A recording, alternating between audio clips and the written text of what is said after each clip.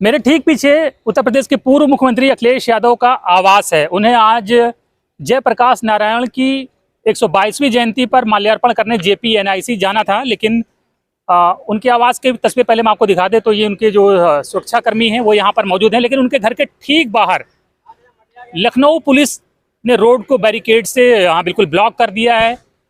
छावनी में तब्दील कर दी गई है इस सड़क को, जिसका नाम विक्रमादित्य मार्ग है। कई थानों की फोर्स, पीएसी के जवान प्लस रैपिड एक्शन फोर्स के जवानों को तैनात किया गया है और शहर भर की जो बैरिकेड्स हैं वो उठाकर लाई जा रही हैं इस रास्ते को ब्लॉक करने के लिए। और जेपीएनआईसी पे तो ऑलमोस्ट बहुत ज़्यादा पुलिस फोर्स पहले से ही तैनात है कि अगर यहाँ से किसी तरह से निकल जाएं तो जेपीएनआईसी में जाकर वो जयप्रकाश नारायण की प्रतिमा पर माल्यार्पण ना कर पाए। पिछली बार वो गए थे तो गेट फांद कर चले गए थे, गेट प्रशासन ने नहीं खोला था, तो इसी वजह से आज यहाँ देखिए कितना हैवी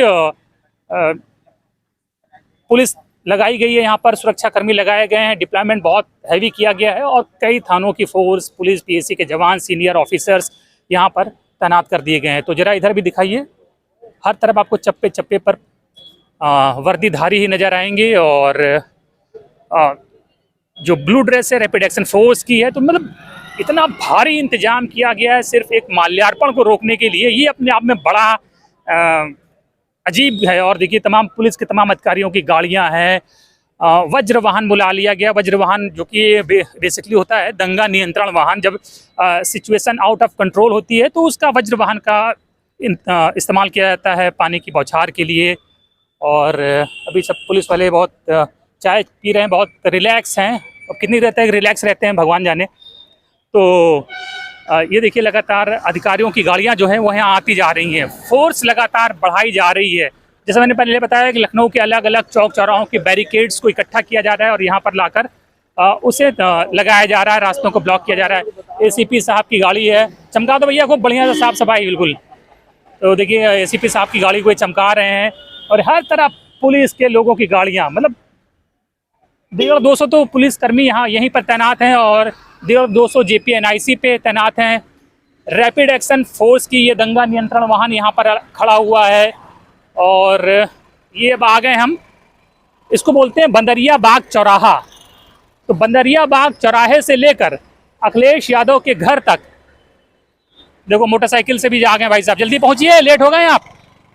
और बंदरिया बाग चौराहे से लेकर अखिलेश यादव के घर तक को छावनी में बदल दिया गया है। बैरिकेड्स लगा दिए गए हैं, रास्तों में अवरोध लगा दिए गए। अखिलेश यादव निकल ना पाए और जाकर माल्यार्पण ना कर पाए। दिखाओ फोटो, दिखाओ भैया जनता को, जनता कैसे ध्यान की सुरक्षा के कितने तगड़े इंतजाम है।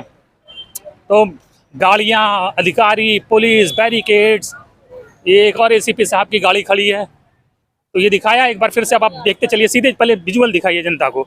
तो पूरा ये विक्रमादित्य मार्ग जो है वो ब्लॉक कर दिया गया है। कहावत में, मुहावरे में कहते हैं कि छावनी में तब्दील कर दिया गया है। बिल्कुल किलेबंदी कर दी गई है, बांस बल्लियां सामने देखिए लगाई गई हैं, बैरिकेड्स लगाए गए हैं। तो सरकार की और प्रशासन की मंशा यही है कि अखिलेश यादव माल्यार्पण ना कर पाए। अब ये अपने आप में $1 मिलियन क्वेश्चन है कि माल्यार्पण अगर कर देते हैं तो कौन सा पहाड़ टूट पड़ता। माल्यार्पण करके चले आते, कोई पूछता भी नहीं, और ज़बरदस्ती में एक नेता को इतनी बड़ी चर्चा में ला दिया है। नेता के लिए और क्या चाहिए, चर्चा, पर्चा, खर्चा। तो मुफ्त की चर्चा मिल गई है। हालांकि मुझे लगता है कि माल्यार्पण जाने देना चाहिए था।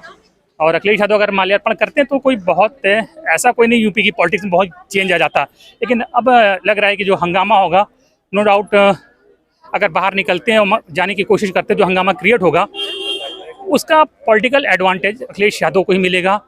और फिर शायद सरकार ये परवाह करेगी, ये सोचेगी कि अगर ये इतना इंतजाम ना किया गया होता उनको रोकने के लिए तो ज़्यादा बेहतर रहता।